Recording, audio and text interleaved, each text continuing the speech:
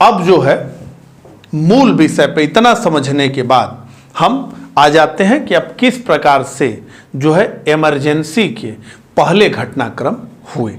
ठीक है, हमने तो देख लिया इंदिरा गांधी किस प्रकार से हर मुद्दे पर जो है किसी से भी लड़ने को जो है तैयार, और हमेशा वो जीत करके आई। शायद इसी ने उन्हें ये आत्मविश्वास दे दिया कि वो इतना बड़ा फैसला कर गई। तो 20 सितंबर 1973 को अहमदाबाद के एलडी कॉलेज ऑफ इंजीनियरिंग में के छात्रों ने उनके मेस का बिल बढ़ा दिया गया था। 30% बढ़ोतरी हुई थी। ठीक है, महंगाई जैसा कि मैं बताया कि उस दौर में हो रहा था, तो एलडी इंजीनियरिंग कॉलेज के छात्रों के मेस बिल को 30% बढ़ा दिया गया, और इस बात पर जो है छात्र हड़ताल पर चले गए। और कहा जाता है कि यह वृद्धि आपको अगर समझनी हो तो ऐसा कि इस मेस बिल में वृद्धि होने के बाद लगभग 20% छात्रों ने अपने एक टाइम का भोजन छोड़ दिया। पैसा देने के लिए नहीं था, इतनी फीस बढ़ गई, 30% की वृद्धि हो गई। ठीक है, तो के छात्रों द्वारा मेस बिल में 30% की वृद्धि के विरोध में हड़ताल प्रारंभ, और शीघ्र ही आंदोलन संपूर्ण राज्य में फैल गया। तो इस इंजीनियरिंग कॉलेज से जो विरोध शुरू हुआ था सरकार का, वो धीरे धीरे पूरे गुजरात राज्य में फैल गया, और इस आंदोलन को नाम दिया गया नव निर्माण आंदोलन। नव निर्माण आंदोलन। ठीक है, और स्थिति ये हो गई कि गुजरात के मुख्यमंत्री को हटाया जाए, ये मांग होने लगी। इस पूरे आंदोलन के विस्तार को आप इस बात से समझ सकते हैं कि इस आंदोलन को दबाने में सैकड़ों लोगों को मारा गया, हजारों लोग घायल हुए, और अंत में कांग्रेस के मुख्यमंत्री चिमन भाई पटेल को इस्तीफा देना पड़ गया। उन्होंने अपना इस्तीफा दे दिया। तो यहां से यह समझिए कि इस मामले को पूरे देश ने जो है एक विचार के रूप में देखा कि अच्छा जो है इतनी मजबूत सरकारी मशीनरी के बाद भी अगर जनता जो है एकजुट होकर के आ जाएगी किसी विषय पर, तो सरकार को घुटने टेकने पड़ेंगे। और कहीं ना कहीं जयप्रकाश नारायण जी को भी इससे जो है एक दशा किस प्रकार से आगे जो है चले उसका जो है वो हुआ, और वो इस नवनिर्माण आंदोलन से प्रभावित हुए। तो ये मामला हुआ। अच्छा, ये आंदोलन अभी वहां चल ही रहा है बिहार में, सॉरी गुजरात में। तब तक ही बिहार में भी एक आंदोलन प्रारंभ हो गया। 18 मार्च 1974 को बिहार में छात्रों का आंदोलन प्रारंभ। छात्रों की मांग बिहार के कांग्रेसी मुख्यमंत्री अब्दुल गफूर को हटाया जाए। ठीक है, तो ये बिहार में भी आंदोलन शुरू हो गया। तो ये अभी के लीडरशिप में जिसको आप देखते हैं, लालू प्रसाद यादव, नीतीश कुमार, रामविलास पासवान, ये सारे लोग जो है इमरजेंसी से निकले हैं। यही लोग लीड कर रहे थे उस समय। रविशंकर प्रसाद, इन लोगों को आप देख रहे हैं, उस समय पटना यूनिवर्सिटी के इन छात्रों ने जो है विरोध प्रदर्शन शुरू किया, और इन्हीं लोगों ने तय किया कि जयप्रकाश नारायण जी को जो है हम इस आंदोलन की बागडोर देंगे। तो छात्रों ने उनको निमंत्रित किया और वो आ गए। तो एकदम गैर पॉलिटिकल ये जो है छात्रों का आंदोलन बिहार में शुरू हुआ, जिसके की नेतृत्वकर्ता बनाए गए जिसके की नेतृत्वकर्ता बनाए गए जयप्रकाश नारायण जी। ठीक है, तो यहां पर लिखा है जयप्रकाश नारायण इस आंदोलन के वाणी बन गए, यानी इस आंदोलन के वो स्वर बन गए। तो 8 अप्रैल 1974 को पटना में एक मूक विरोध यानी साइलेंट प्रोटेस्ट का आयोजन किया गया जेपी के द्वारा, और 2 मई 1974 को, तो देखिए कैसे कैसे चल रहा है। 8 अप्रैल 1974 को पटना में मूक विरोध जेपी द्वारा बुलाया गया, और लगभग इसके कुछ ही दिनों के बाद यानी 2 मई 1974 को जॉर्ज फर्नांडीज, जो कि भारत के पूर्व रक्षा मंत्री रहे, उन्होंने रेलवे की ऐतिहासिक हड़ताल का आयोजन किया। ठीक है, ऐसी हड़ताल फिर भारत के रेल में नहीं हो पाई। कहा जाता है कि 48 घंटे के लिए जॉर्ज फर्नांडीज ने भारत की इतनी बड़ी रेलवे के चक्के जाम कर दिए, कहीं हिल नहीं पाई। अभी तक इतना बड़ा जो है रेलवे की हड़ताल कभी नहीं हुई है जितनी जॉर्ज फर्नांडीज के नेतृत्व में जो है हुई 2 मई 1974 को। जैसा कि ये देखते हैं, ये जो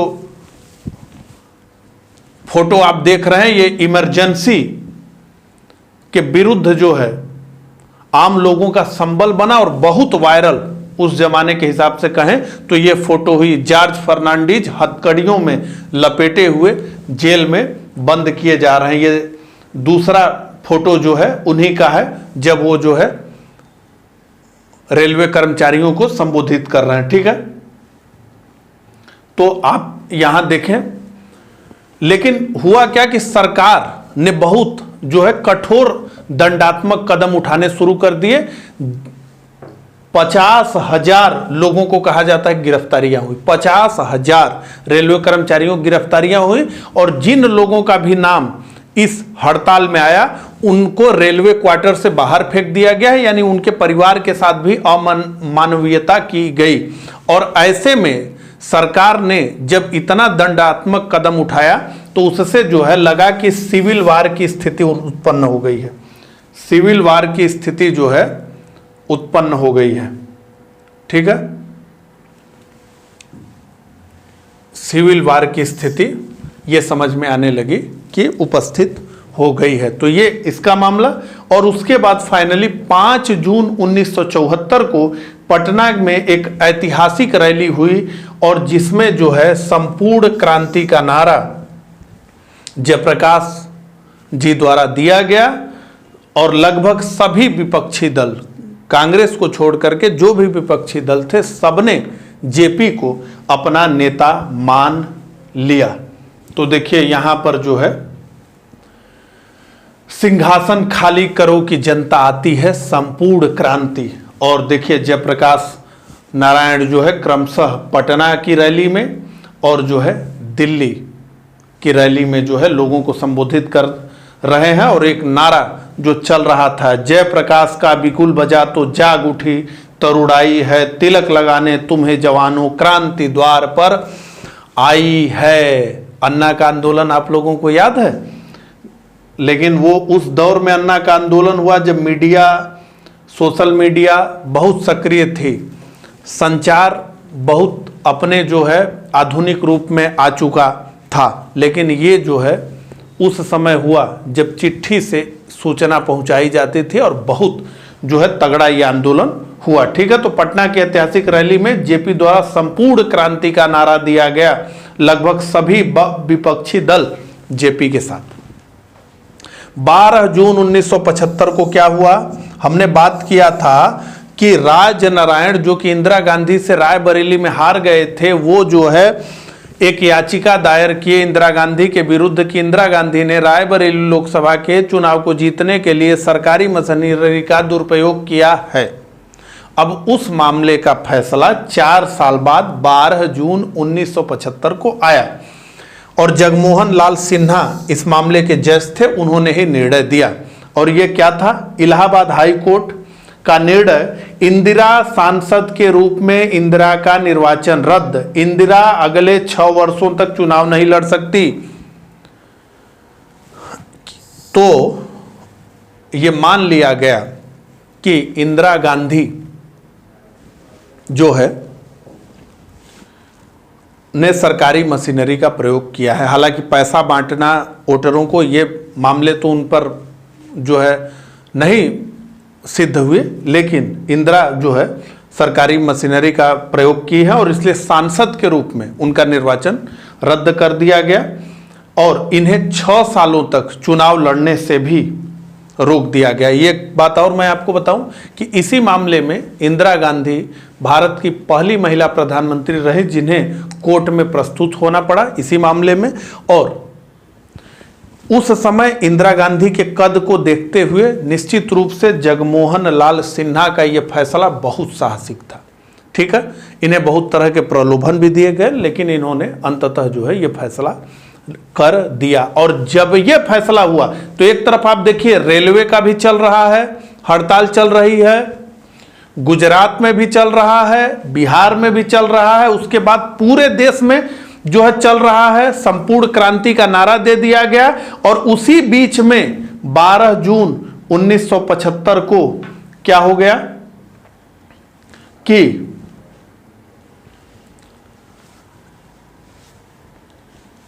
इंदिरा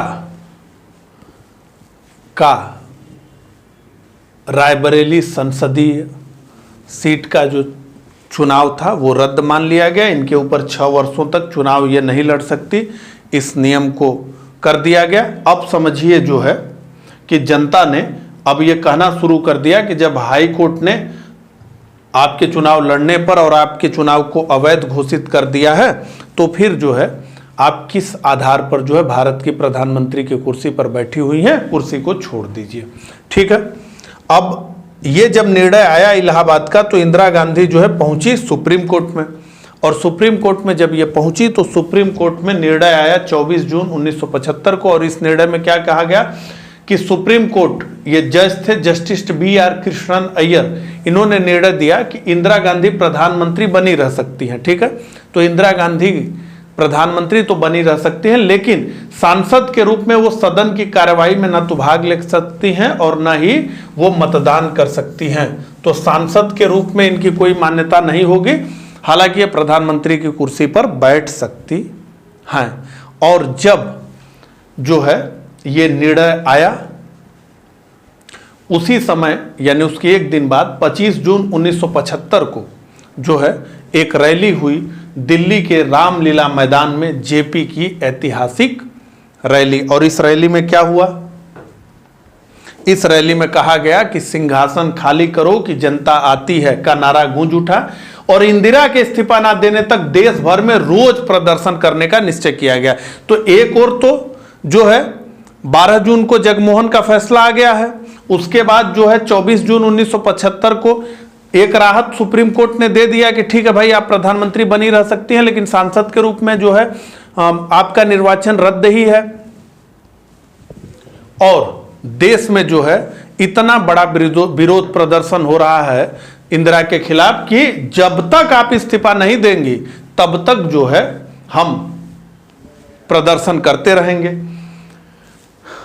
और इसी के साथ जेपी ने जो है सेना और पुलिस से एक आह्वान किया। आप देखिए यहां एक बात समझिए, जयप्रकाश जी का यह तर्क था कि जो सरकार के मुखिया हैं उनका चुनाव रद्द कर दिया गया है और ऐसे में वो जो है किस अधिकार से प्रधानमंत्री की कुर्सी पर बैठी हुई हैं, ये तो जबरदस्ती ही है। और इसलिए जब प्रधानमंत्री के पास नैतिक आधार ही नहीं है कि वो प्रधानमंत्री बना रह सके तो उसके निर्णय को क्यों मानना। और ऐसे में उन्होंने पुलिस और सेना को आह्वान किया। क्या आह्वान किया कि सरकार का अगर कोई आदेश तुम्हारे आत्मा के विरुद्ध हो, तुम्हें लगता हो कि ये जो है गलत है, जैसे अन्ना के आंदोलन में आपने देखा ना कि सारे सरकारी कर्मचारी भी अन्ना के तरफ थे, तो जयप्रकाश जी के तरफ भी सरकारी अमला था। सबको ये लग रहा था कि नहीं तानाशाही कर रही है इंदिरा गांधी। तो इन्होंने उनको आह्वान किया कि सरकार का अगर कोई आदेश तुम्हारे आत्मा के विरुद्ध हो, अनैतिक हो, तो उस आदेश को बिल्कुल मत मानो। और अपने इस बात को इन्होंने एक आधार दे दिया।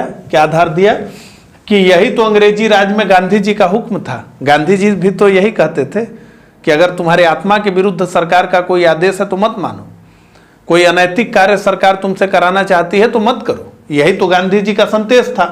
ठीक है, ये जेपी ने कह दिया। जबरदस्त जो है 5-5 लाख लोग जुटते थे जेपी को सुनने। और जेपी जो है इस तरह से आह्वान करने का मतलब, जेपी ऐसे पूछते थे क्या तुम लोग जेपी का आदेश मानोगे, तो लोग कहते थे कि हां। तो जेपी कहते थे कि तब ये जेपी का आदेश है। और लोग जो है हुंकार लगाते थे लाखों की संख्या में। ठीक है, तो भैया इस जेपी के अपील को, जयप्रकाश जी के अपील को जो है सरकार ने ये माना कि जो है जयप्रकाश नारायण जो है सेना को बगावत के लिए उकसा रहे हैं, सेना बगावत करे इसके लिए उकसा रहे हैं।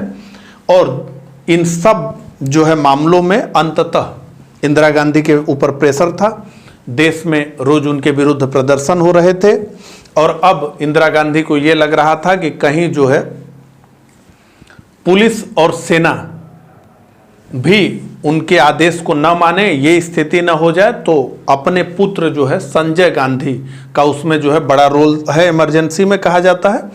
तो संजय गांधी ने कहा कि नहीं भाई जो है, और इनके जो सलाहकार रहे उन लोगों ने सलाह दी कि इमरजेंसी जो है देश पर ठोकिए। और 25 जून 1975 की रात में जो है देश में इमरजेंसी लगा दी गई और रात में ही जो है जयप्रकाश नारायण, मोरारजी देसाई, अटल जी, चंद्रशेखर जी, लगभग सभी विपक्षी छोटे बड़े नेता जेल में डाल दिए गए। 1.25 लाख 1,25,000 गिरफ्तारियां हुई, आप समझ सकते हैं। और एक act maintenance of internal security act यानी मीसा के तहत ये सारी गिरफ्तारियां हुई। इसी से जुड़ी हुई एक रोचक बात आपको मैं बताना चाहूँगा कि लालू प्रसाद यादव जो है, जो पटना विश्वविद्यालय के उस समय के प्रेसिडेंट थे, जब ये संपूर्ण क्रांति का मामला जो है पटना से शुरू हुआ तो वो जेल में बंद कर दिए गए मीसा के तहत। तो जब जेल में लालू प्रसाद यादव बंद थे तो उसी समय जो है उनकी पुत्री का जन्म हुआ, तो जिसका नाम उन्होंने मीसा रखा। तो मीसा भारती आप जानते हैं लालू प्रसाद यादव की पुत्री, तो इसी समय वो उनका जन्म हुआ था, मतलब ये इमरजेंसी के दौरान ही, तो उनका नाम मीसा रखा लालू प्रसाद यादव ने। ठीक है। मुक्त पत्रकारिता का गला घोंट दिया गया। मुक्त पत्रकारिता मतलब कुछ नहीं, हर एक खबर सेंसर होती थी, पहले सरकार देखेगी उसके बाद वो खबर जाएगी। दैनिक जागरण ने इमरजेंसी के विरोध में अपना संपादकीय का कॉलम खाली छोड़ दिया, संपादकीय में कुछ भी नहीं लिखा। बाद में जो है उनके भी जो एडिटर और सब एडिटर थे उनकी भी गिरफ्तारियां की गई। इस दौरान संजय गांधी का 5 सूत्रीय कार्यक्रम और इंदिरा गांधी का 20 सूत्रीय कार्यक्रम जो है बहुत तेजी से चला। तो ये इसमें क्या था, संजय गांधी इंदिरा गांधी के पुत्र, जो कि इमरजेंसी के दौरान एक प्रकार से प्रधानमंत्री ही भारत के बन बैठे थे, इन्हीं के निर्णय से सारा काम होता था। तो वयस्क शिक्षा, दहेज प्रथा का अंत, वृक्षारोपण, परिवार नियोजन। तो परिवार नियोजन आज भारत की जनसंख्या को अगर देखा जाए तो उस समय के उस लिहाज से बहुत अच्छी व्यवस्था थी परिवार नियोजन जो है।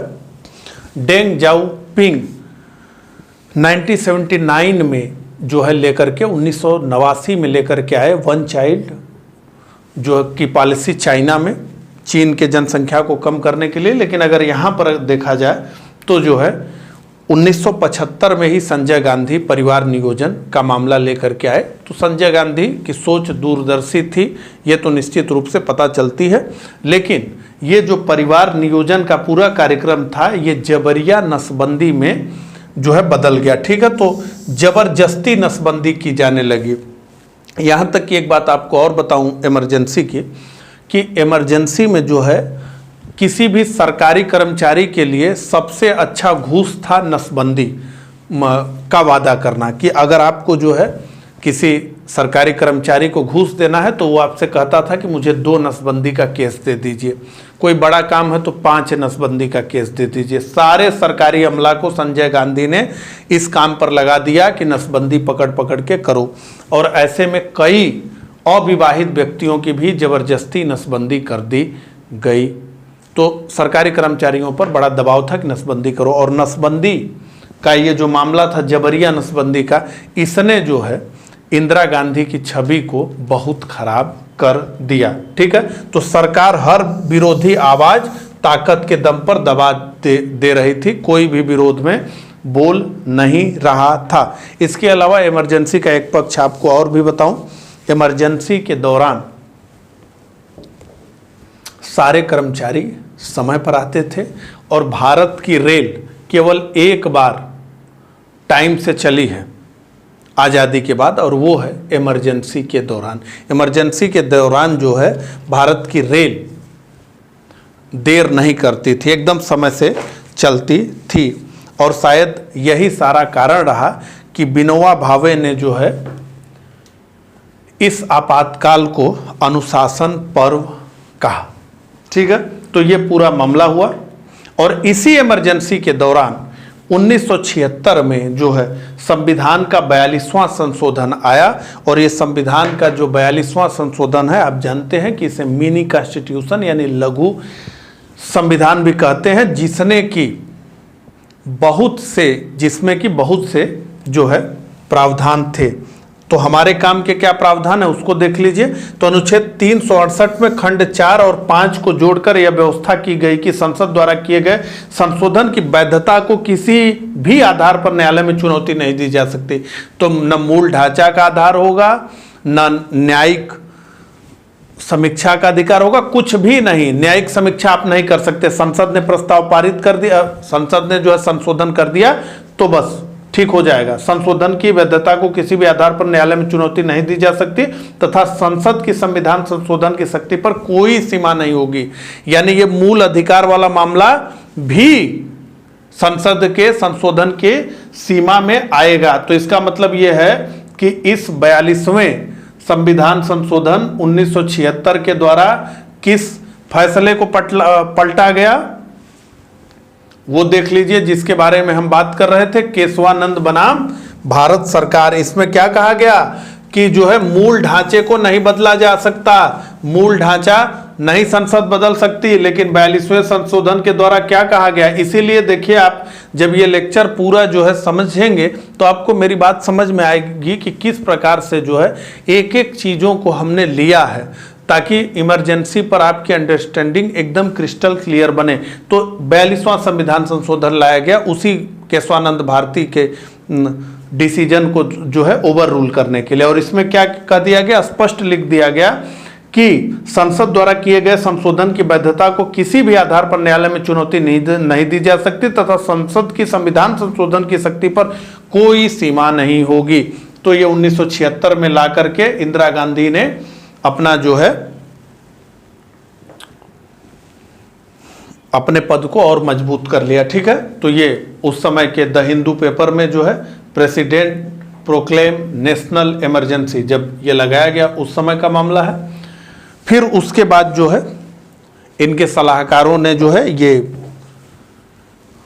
इंदिरा गांधी को बताया कि देश में आपकी जबरदस्त लोकप्रियता है और आप चुनाव में जाइए, बम्पर वोटों से जीत करके आप आएंगी। तो 18 जनवरी 1977 को इंदिरा गांधी ने लोकसभा भंग कर दी जो चल रही थी, और मार्च में जो है चुनाव होंगे ऐसी इन्होंने घोषणा की। और सभी राजनीतिक बंदी, सारे जो नेता थे वो एक एक करके जेल से छोड़ दिए गए। और सारे नेता जो कि 2 साल तक किसी भी दल के थे वो जेल में थे। तो उन लोगों में जो है एक आपसी सहयोग विकसित हुआ और सबने जो है ये निर्णय लिया कि हमारे चाहे विचार जो भी हो, हमारे दल का चाहे जो भी एजेंडा हो, लेकिन फिलहाल जो है इंदिरा गांधी के विरुद्ध हमें एक होना होगा। और लगभग सभी विपक्षी पार्टियां एक खेमे में आ गई। तो जनसंघ भी उसी खेमे में थी जिसमें सीपीआई थी। तो सब दलों ने मिल करके जो है चुनाव लड़ा। 1977 का आम चुनाव हुआ और इसमें जो है जनता पार्टी की ऐतिहासिक, उसे जनता पार्टी कहा गया। सारे विपक्षी दलों को मिला के एक दल बना, उस दल को जनता पार्टी कहा गया। जनता पार्टी ने 345 सीटें जो है इस चुनाव में जीती और कांग्रेस जो है 153 सीटों पर सिमट गई। कांग्रेस के आधार को जो है दक्षिण बचाकर रख पाया, उसमें खास करके आंध्र। बाकी जो है अगर उत्तर भारत की बात करें तो मध्य प्रदेश में कांग्रेस 2 सीट केवल जीत पाई, एक छिंदवाड़ा का और एक गुना का, जो राजा साहब की सीट थी, माधवराव सिंधिया की, यानी ज्योतिरादित्य सिंधिया के पिता की। और यूपी में यानी उत्तर प्रदेश में एक भी लोकसभा सीट कांग्रेस को नहीं मिली। बिहार में कांग्रेस को एक भी लोकसभा सीट नहीं मिली। तो उत्तर भारत में पूरी तरह से सफाया हो गया कांग्रेस का, दक्षिण में जाकर ये रुकी। और इंदिरा गांधी स्वयं राजनारायण से चुनाव हार गए। तो राजनारायण ने इंदिरा गांधी को चुनाव हरा दिया रायबरेली से, ठीक है। तो 23 मार्च 1977 को आपातकाल समाप्त हो गया और इसी के साथ ये जो है भारतीय लोकतंत्र में कभी न मिटने वाला एक धब्बा जो है बना रहेगा लोकतंत्र पर, जिस पर बात। तो अब देखिए, अब ये सारी बातें हमने कर ली। तो अब जो है हम ये बात करना चाहेंगे, हालांकि ये पॉलिटिकल लेक्चर नहीं है, लेकिन फिर भी हम थोड़ा ये समझना चाहेंगे कि इमरजेंसी से जुड़े हुए संविधान में क्या प्रोविजंस हैं, ठीक है। तो इमरजेंसी यानी आपात के बारे में जो है भारतीय संविधान के 18वें भाग में अनुच्छेद 352 से लेकर 360 तक ये लिखा गया है। आपातकालीन उपबंधों की बात की गई है, यहाँ जो है इमरजेंसी प्रोविजंस की बात की गई है। ये इमरजेंसी के जो प्रोविजंस हैं वो वाइमर रिपब्लिक यानी प्रथम विश्व युद्ध के बाद जर्मनी में जो लोकतांत्रिक सरकार बनी, वहाँ की राजशाही को समाप्त करके उसे वाइमर रिपब्लिक कहा गया। और वाइमर रिपब्लिक के जो है संविधान में इमरजेंसी का प्रावधान था, जिसे कि भारत ने अपना लिया। और इसको अपनाने के पीछे ये मकसद था कि भाई हर समय स्थिति एक प्रकार से नहीं हो सकती है, और चूंकि भारत में बहुत विविधता है, बहुत बड़ा आकार है देश का, और ऐसे में जो है एक सेंटर के पास ये ताकत होनी चाहिए कि वो जो है देश में इमरजेंसी लगा करके स्थितियों को कंट्रोल कर सके, ठीक है। तो भारतीय संविधान जिसका स्वरूप संघीय, जैसा कि हम जानते हैं, तो ये आपातकाल के दौरान एकात्मक स्वरूप ले लेता है। मतलब जो है ये एकात्मक हो जाता है, सारी शक्ति सेंटर के पास चली जाती है। तो भारतीय संविधान में 3 तरह के आपात स्थिति के बारे में बताया गया है। पहला अनुच्छेद 352 राष्ट्रीय आपात, जो कि इंदिरा गांधी ने लगाया था। अनुच्छेद 356 यानी राज्यों में जो है अगर संवैधानिक मैशनरी फेल हो जाती है तो वहाँ राष्ट्रपति शासन लगा दिया जाता है। और अनुच्छेद 360 वित्तीय आपातकाल, जिसे जो है अभी तक भारत में कभी लगाया नहीं गया है। तो अनुच्छेद 352 क्या कहता है उसको समझ लें, जिसके आधार पर इंदिरा गांधी ने भारत में इमरजेंसी लगाया था। तो अनुच्छेद 352 कहता है कि युद्ध, बाह्य आक्रमण तथा सशस्त्र विद्रोह के आधार पर केंद्रीय कैबिनेट के लिखित प्रस्ताव पर राष्ट्रपति राष्ट्रीय आपात की घोषणा कर सकते हैं, ठीक है। इस बात को समझ लीजिए, किन किन 3 स्थितियां बताई जा रही हैं, किन स्थितियों पर यह घोषणा हो सकती है। तो अगर देश में युद्ध हो रहा है तब हो सकती है, अगर बाह्य आक्रमण हो गया तो यह भी युद्ध ही है, बाह्य आक्रमण, कोई देश हमारे ऊपर हमला कर दिया तो इमरजेंसी लगाई जा सकती है। और सशस्त्र विद्रोह अगर देश में हो, कोई समूह विद्रोह कर दे तो लगाया जा सकता है। यहां एक बात बता दूं कि जब जो है जनता पार्टी की सरकार बनी और अंततः मोरारजी देसाई प्रधानमंत्री बन गए, लाल बहादुर शास्त्री के समय से ही वो जो है प्रधानमंत्री पद के दावेदार थे, और अंततः जो है कांग्रेस में तो वो नहीं बन पाए भारत के प्रधानमंत्री, लेकिन जनता पार्टी में वो भारत के प्रधानमंत्री बने। हालांकि जनता पार्टी, कई पार्टियों का मेल था तो बहुत विरोध था, और जनता पार्टी जल्द ही जो है टूट गई। और फिर 1980 के चुनाव हुए और जो है इंदिरा गांधी भारत की प्रधानमंत्री बन बैठे। तो ये जब आगे संशोधन हुआ, 44वां संविधान संशोधन 1978 में, तो ये शब्द डाला गया सशस्त्र विद्रोह। मूल संविधान में क्या शब्द था? मूल संविधान में क्या शब्द था? आंतरिक अशांति, डिस्टरबेंस, इंटरनल डिस्टरबेंस, आंतरिक अशांति, ठीक है। तो अब यह कह दिया गया कि आंतरिक अशांति नहीं आधार होगा, अगर सशस्त्र विद्रोह होगा तभी जो है राष्ट्रपति घोषणा कर सकते हैं आपातकाल की, नहीं तो और नहीं। तो इसे मजबूत बनाया गया, ठीक है। और उसके अलावा क्या, केंद्रीय कैबिनेट के लिखित प्रस्ताव पर एक बात यह कर दी गई कि केंद्रीय कैबिनेट के लिखित प्रस्ताव पर इंदिरा गांधी ने क्या किया था, इंदिरा गांधी ने सीधे सीधे राष्ट्रपति से कहा कि यह प्रस्ताव है, इस पर सिग्नेचर करिए। कैबिनेट में किसी से बात नहीं हुई थी और बस अगले दिन मीटिंग करके कैबिनेट को बता दिया गया कि भैया ये जो है देश में इमरजेंसी लगा दी गई है। तो कैबिनेट वगैरह से किसी से नहीं पूछा गया। तो भैया केंद्रीय कैबिनेट के लिखित प्रस्ताव पर ही राष्ट्रपति आपात की घोषणा कर सकते हैं। उसके अलावा जिसे संसद के दोनों सदनों से अलग अलग, यानी ज्वाइंट सिटिंग नहीं हो सकती, दोनों सदनों से अलग अलग 2/3 बहुमत से अनुमोदित होना आवश्यक है। तो ये घोषणा कर देंगे राष्ट्रपति, तो ये घोषणा कितने दिन चलेगी, 1 महीने। 1 महीने के अंदर इस इमरजेंसी के प्रस्ताव को दोनों सदनों यानी लोकसभा राज्यसभा से अलग अलग 2/3 बहुमत से पारित करना होगा, तब जो है ये 6 महीने तक चलेगा इमरजेंसी। और फिर 6 महीने आगे अगर इसे ले जाना है तो फिर 2/3 बहुमत से पारित करना होगा। और ऐसे ही 6-6 महीने पर पारित करते हुए इसे अनिश्चित काल तक चलाया जा सकता है। ठीक है, तो यही बात मैंने लिखी है नीचे एक पॉइंट में। 44वें संविधान संशोधन अधिनियम 1978 द्वारा मूल संविधान में लिखित आंतरिक अशांति की जगह सशस्त्र विद्रोह को रखा गया तथा केंद्रीय कैबिनेट के लिखित प्रस्ताव को आवश्यक बना दिया गया। तो राष्ट्रीय आपातकाल लगता है तो क्या क्या उसका प्रभाव पड़ता है ये समझ लीजिए। तो पहला प्रभाव यह कि केंद्र सरकार किसी भी विषय पर, हम जानते हैं कि 3 यहाँ सब जो है लिस्ट है, एक यूनियन की लिस्ट है यानी संघ सूची, एक जो है स्टेट की लिस्ट है यानी राज्य सूची, और एक जो है कंकरेंट लिस्ट है यानी कि समवर्ती सूची। ठीक है, तो राज्य सूची पर राज्य कानून बनाता है, संघ सूची पर संघ कानून बनाता है और समवर्ती सूची पर दोनों को कानून बनाने की अधिकारिता होती है। लेकिन जब इमरजेंसी लागू हो जाती है तब जो है राज्य सूची पर भी जो है केंद्र कानून बना सकता है। और इस प्रकार से अगर हम देखें तो जो है राज्य केंद्र के अधीन काम करते हैं। ठीक है, तो केंद्र सरकार किसी भी विषय पर राज्य सरकार को निर्देश दे सकती है, अर्थात राज्य केंद्र के अधीन कार्य कर सकते हैं और यह राज्य सूची किसी विषय पर कानून बना सकता है केंद्र। और उसके अलावा अनुच्छेद 20 और 21 को छोड़कर भाग 3 द्वारा प्रदत्त सभी मूल अधिकार निलंबित हो जाते हैं इमरजेंसी के दौरान।